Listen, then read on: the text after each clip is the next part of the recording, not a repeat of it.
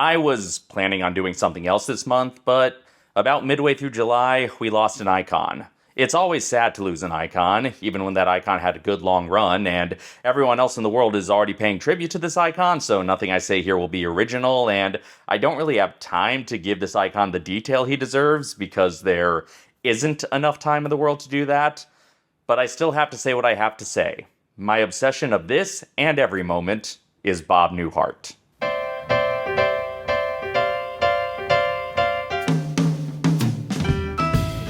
Now, as a kid, I originally knew Newhart from The Rescuers Down Under, and then later from The Rescuers, which I still think of as the lesser supplementary material for The Rescuers Down Under. But for Christmas one year, my grandfather gave me the box set of the Bob Newhart anthology, and I was immediately hooked.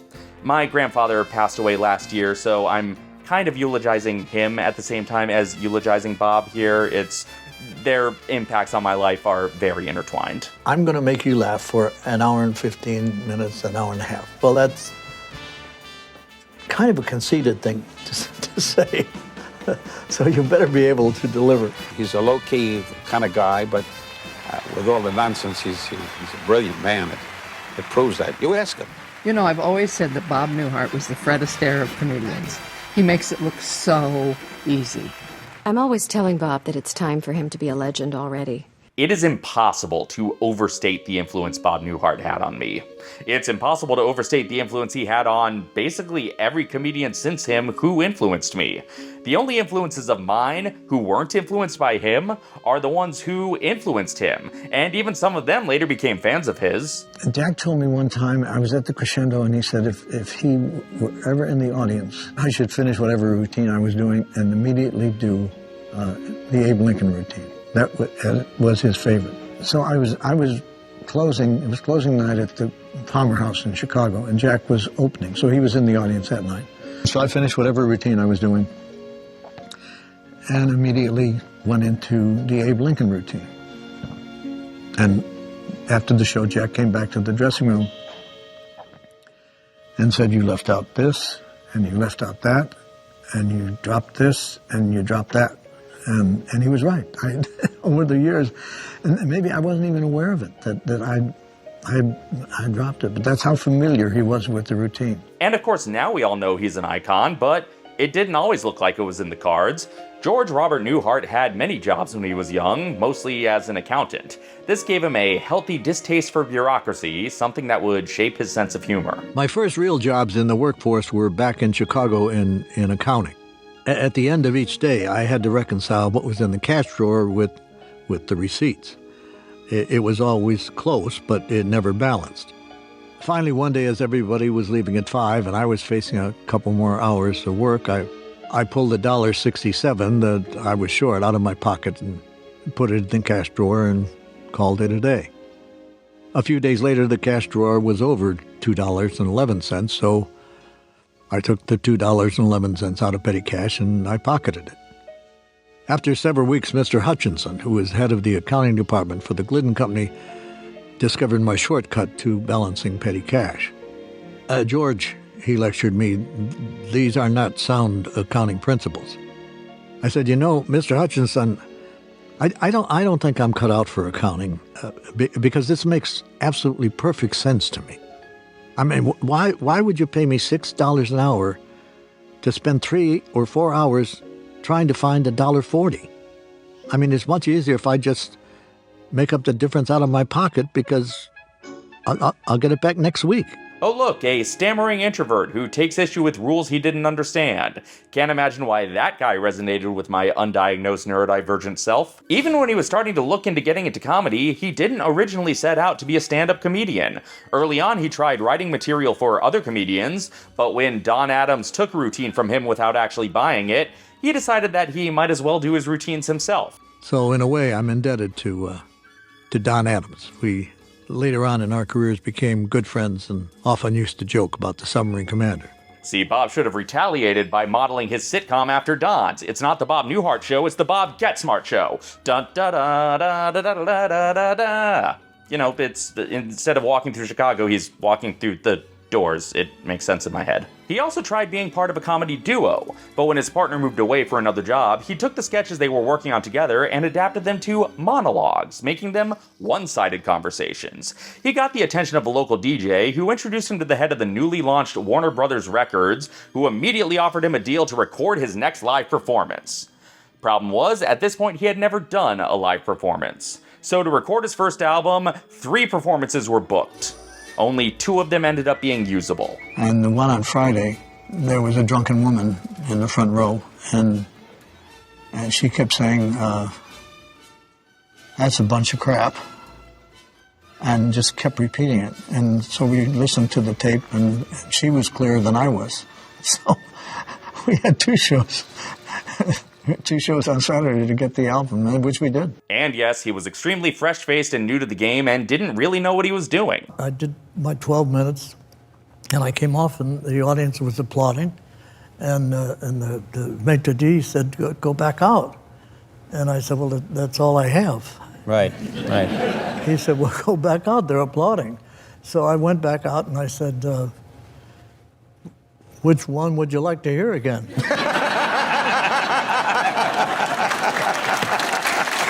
But despite Bob's inexperience and naivete, the button-down mind of Bob Newhart won 3 Grammys: Best Spoken Word, Album of the Year, and Best New Artist. For those last 2, it was the first time a comedy album won. In fact, for that last one, it's still the only time a comedian has won. And it wasn't just a critical darling, it was a massive commercial success too. The album was #1 on the Billboard charts for 14 weeks, and it was only dethroned by Bob's second album, The Button-Down Mind Strikes Back. That is an incredible record for any performing artist, let alone an inexperienced comedian. And yet, throughout all the acclaim and praise heaped upon him, Bob remained incredibly humble about his skill. George Scott asked me one time, we were playing golf, George C. Scott, and I don't know, we're on the 4th hole or whatever, and George said to me, in that gruff voice of his, he said, how do you do those phone conversations you do? And I said, well, George, I ask a question, and then I hear the answer in my head, and I leave enough time for the answer, and then I ask another question. And he said, yeah, amazing, that's amazing. It's just amazing.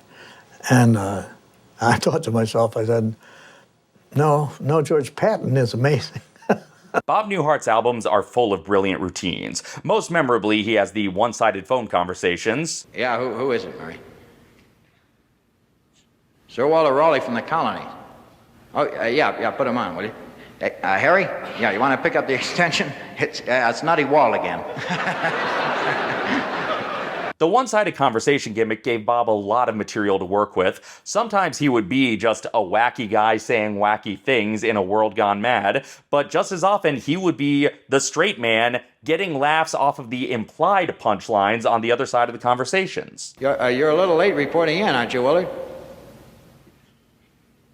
You found a shell on the beach.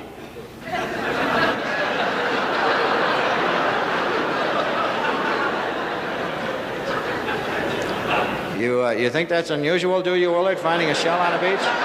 But he also has characters giving lectures, television parodies, and even good old-fashioned storytelling monologues. And we're about 15, 20 minutes on our way to the hospital, and my wife says, you called the doctor? I said, yeah, honey. I said, Dr. Miller would be down there about half an hour, and nothing. She said, Dr. Miller's my dentist. What the hell do you call my dentist? So I said, well, they talk to other doctors, and, I'm sure he'll know what to do, If a cab driver can deliver a baby, certainly a dentist can, And, of course, whenever you're in a hurry, there's always 2 people in front of you who are practicing for a parade of some kind. They're going about 2 miles an hour, He also dabbled in character work and even some impressions. Hello, I'm Solange Olivier. You were probably very relieved, as I was, to hear that you need no longer suffer from irregularity. Considering he spent the rest of his career basically playing the Bob Newhart type, it's amazing how much range he showed as a performer on his albums. What do we always do on Thursday, boys and girls? Let's ask the boys and girls in our studio. What do we always do on Thursday, boys and girls? What do we always do on Thursday, boys and girls? What the hell do we always do on Thursday, boys and girls? Thursday is Mailbag Day, boys and girls. Don't you remember that? Haven't you boys and girls ever seen the show before? His material was often about juxtaposing two seemingly mundane topics together, highlighting the absurdity in both of them. For instance, he often had a very modern character, like an advertising man, interact with a historical figure, pointing out the ridiculousness of modern advertising, while also reminding ourselves of the silliest parts of the American mythos. You changed 7 to 87? I understand it meant the same thing. Well, Abe, that's meant to be a grabber. Abe, we test marketed that in Erie, and they went out of their minds about it. Trust. Well, Abe, it's sort of like Mark Anthony saying, "Friends, Romans, countrymen, I've got something I want to tell you." He also had a lot of fun with pop culture, again by juxtaposing the larger-than-life elements of movies and TV with a mundane aspect of ordinary existence, something that influenced just about every single pop culture sketch comedian since. The first night on the job for a new guard. Okay? This is his first night on the job. He's gone through a week's orientation on the problems he's going to face. And it happens to be the night that King Kong climbs the outside of the Empire State Building.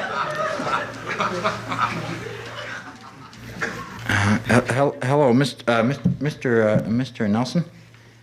Yes, this is Sam Hennessy, the new guard. Yeah, sir. I hate to bother you at home like this on my first night, but.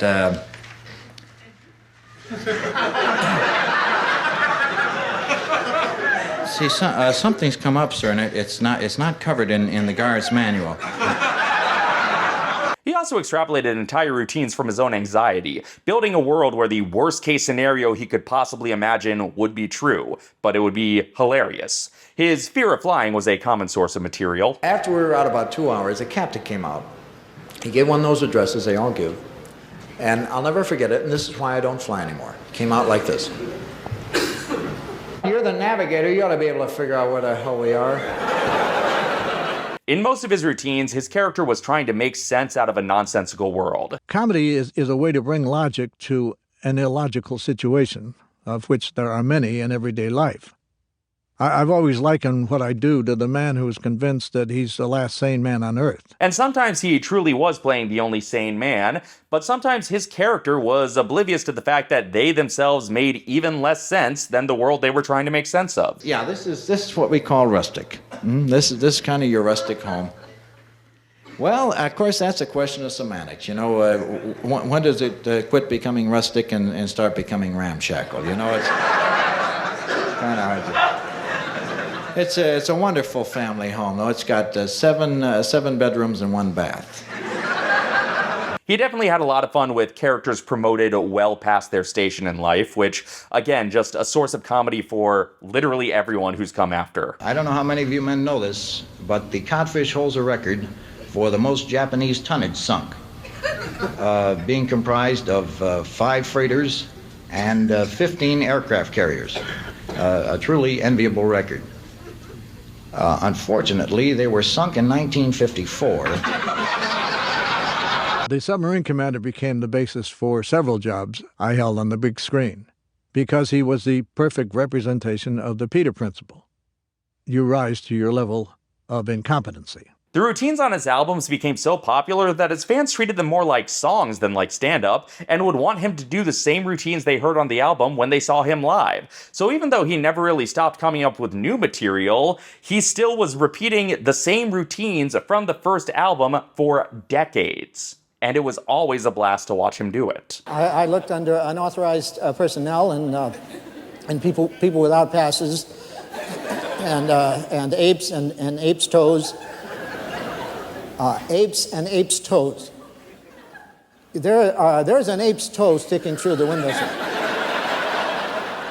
So, with the success of his albums and the many talents he showed on them, he was a natural choice for a variety show. So he was pretty much immediately given the Bob Newhart Show, but not the one you're thinking of. Hollywood, it's the Bob Newhart Show.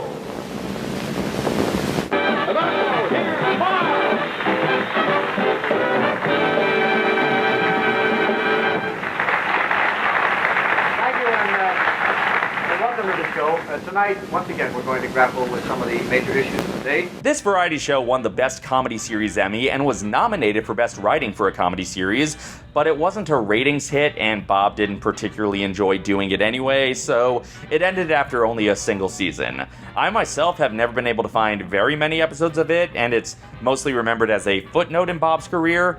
And for a lot of comedians, that would be a sign that their career was already starting to wane. They were just a flash-in-the-pan, one-hit wonder. But Bob's stand-up continued to be successful, and even though his own variety show didn't work out, he made plenty of appearances on other variety shows, occasionally even adapting some of his monologues into full sketches. We went to this party, and I bent down to put some cheese dip on this cracker, and the toupee fell into the cheese dip.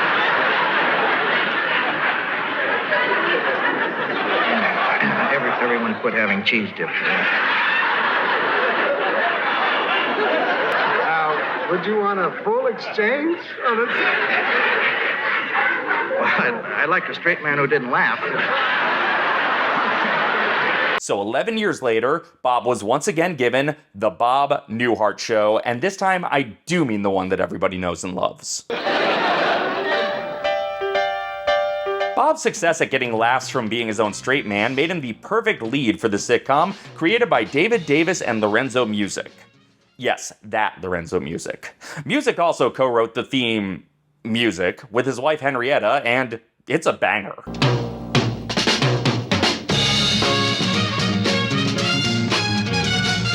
I could do a whole video just on this show, and maybe I will someday, but broad overview, Bob Hartley is a happily married, child-free psychologist, both of which were major sticking points for Newhart, as he did not want television children, and he did not want to play a psychiatrist as was originally pitched. I think I like to play a psychologist because it deals with less severely disturbed people. That might have influenced the decision when that other sitcom psychiatrist got his spin-off to give him a psychiatry-adjacent job. Hello, Russell. This is Dr. Fraser Crane.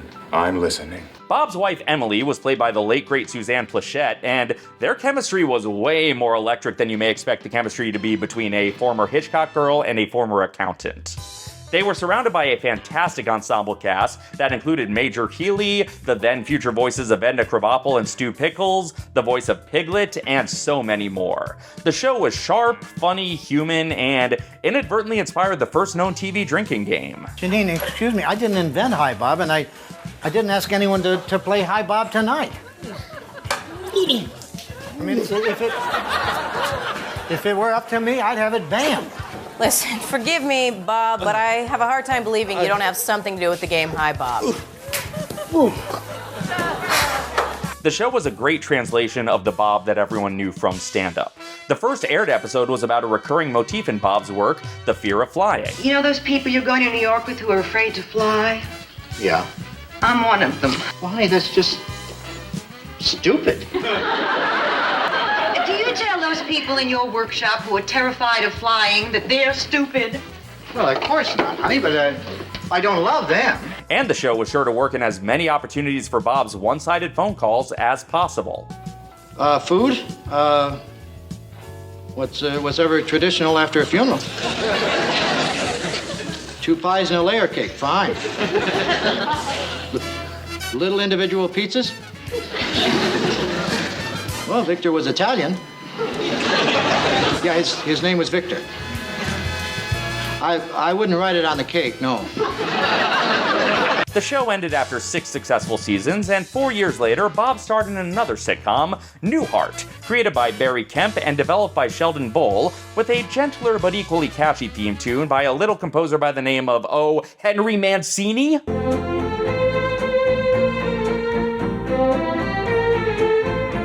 This time, Bob played Dick Loudon, a writer who runs a Vermont inn with his wife Joanna, played by the late great Mary Fran. The season 1 ensemble included the late great Tom Poston, Jennifer Holmes, and Second City alum Stephen Campman, who is not actually related to Weird Al Yankovic as far as I know, but I can't actually prove they're not related. In subsequent seasons, there were some cast shakeups, with Holmes replaced by Julia Duffy and Campman replaced by the late great Peter Scolari. Once again, I could make a whole video about the show, and once again, I might someday because there's just so much to discuss in it.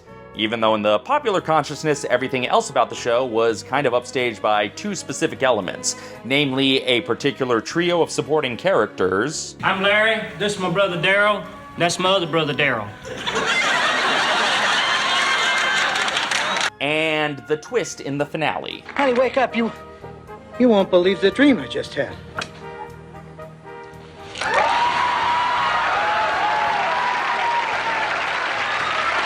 A twist that bears a striking resemblance to other much maligned series or season finales, but this is the version of it that people like. So much so that it is frequently homaged not just by me, Minnie!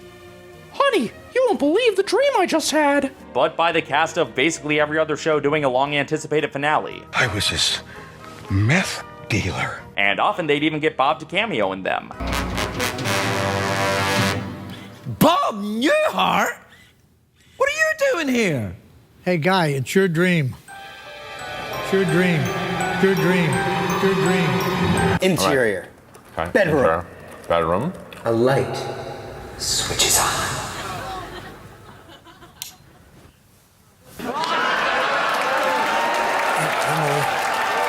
It's Bob Newhart. Oh, Bob Newhart. But significantly less discussed is the follow-up to the first show, the Bob Newhart Show 19th Anniversary Special, which follows in the aftermath of that twist. Emily told me about your dream. Sounds neat. It wasn't neat. It was very upsetting. It wasn't me anymore. It was like I was someone else. Yeah, I know what you mean. I had a long dream like that once, too. Hi, Roger Healy here. Hi, Mary. You dreamed you were an astronaut? Just for 5 seasons. And it ends with a little twist of its own.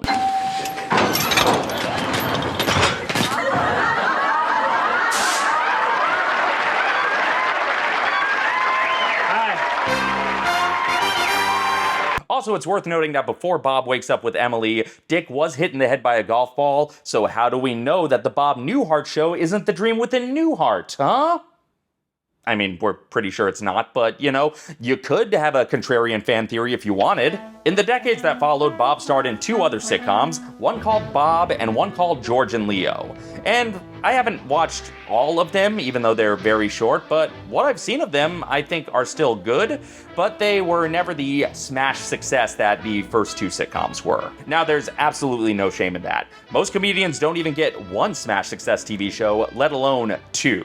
Going for 3 would have been pushing it. Bob would attribute the later show's lack of success to the audience expectations. He was playing a slightly different character than they were used to, and audiences just wanted the same style from the first 2 sitcoms. We gave them a Bob they had never seen, and they came back with a very resounding, we don't want to see a Bob we've never seen. Bring that other guy back, the one we like. Thing is, this might have been unfair of the audience because Bob's albums proved that he could do just about any style of comedy he tried. It's just that his own style was what he did better than anyone else. But while he never had another lead television role with the success level of his first 2 sitcoms, he continued to make an impact in memorable guest appearances, including an iconic Mad TV sketch. I have this fear of being buried alive in a box. I'm going to say 2 words to you right now. I want you to listen to them very, very carefully. Then I want you to take them out of the office with you and incorporate them into your life. Okay, here they are. Stop it!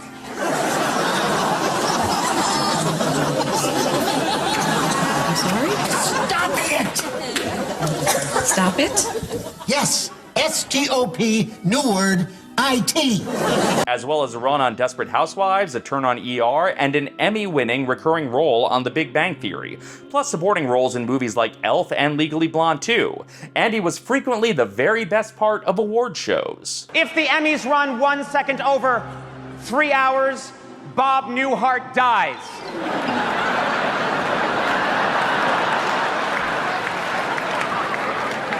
So keep those speeches short. Ladies and gentlemen, Mr. Newhart's life is in your hands. You put me with George and Lucy in this weird wax museum of comedy. No. It's more like it's like legends of comedy that are alive, dead, all different types of legends. Well, this this legend is going to kick your ass. That way you'll know I'm alive. I thought you didn't curse. You thought I was dead. And through it all, he never stops touring and doing stand-up. Performing stand-up comedy is a narcotic that I need, even if I only do it a few times a year. All the traveling and taking off your shoes for security at the airport is inconvenient. But to me, it's worth it because I can make people laugh. A lot of stand-ups who land movie careers say, oh boy, thank God I don't have to do that anymore. But I really believe if you have that ability, that you have an obligation to make people laugh. I got to see Bob live twice, once in Boston in 2014 and once in La Mirada in 2017. In both shows, I wasn't quite the youngest person in the audience, but I was certainly in the youngest percentile. The shows included some storytelling, a video presentation reflecting on Bob's career, and of course, the driving instructor routine. But even more importantly, I got to briefly meet Bob after both shows. The first time, the handler said no photos, but Bob would sign autographs, so I had him sign his book to me. It's a characteristically concise dedication, but it was all I needed to be elated. The second time, they said we could choose either a photo or an autograph. Since I already had the one, I decided to go with the other. It's not a good picture of me, but it's also one of my favorite pictures of me, and even more so now. Both times I didn't say much to him other than thank you for everything, and while I wish I could have said more, I'm glad I could say it at all. On Bob's 94th birthday, which ended up being the last birthday he would celebrate, his family compiled a collection of heartfelt greetings from many of Bob's famous friends and admirers, and it was beautiful. Just want to say happy birthday. Us doing our bit at the Emmys was, for me, a career highlight. You know something funny, Bob? Well, you know a lot of things funny, don't you? Happy birthday, Mr. Newhart. Hi, Bob. Happy birthday. Hi, Bob. This is Stephen Wright. I want to wish you a very, very happy birthday. Wishing you a happy birthday. Norman Lear here, and you there. I just wanted to say happy birthday, and also a very deeply felt thank you. Hi, Bob. Jay Leno here, wishing you a happy birthday. Happy birthday, Bob. My birthday's actually the next day. Hey, Bob. Conan O'Brien here. I know you're getting a lot of messages today, but I want to take a moment and wish you a very happy birthday. Okay, yes, it's all very sweet, but it would have been hilarious to play Leno's message a second time after Conan's. I already miss Bob very much as someone who didn't really know him personally possibly could. I am sad he's gone, but even more than that, I'm happy we had so much time with him and that he gave us so much entertainment all the way to the end.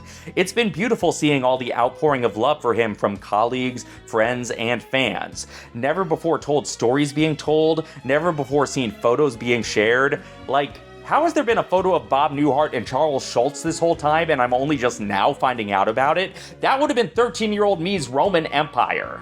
But that's not the point. It's been lovely seeing all these great stories about what a great guy he was. It's been lovely seeing all these tributes to Bob over the past month, and I just wanted to make sure I had a chance to say thank you to him one last time. If you only know some of Bob's work, you should check out the rest of it and bask in the brilliance. And let me know what your favorite of Bob's work is in the comments. Thanks for watching, everyone, and until next time, this is Dave, signing off. Meow.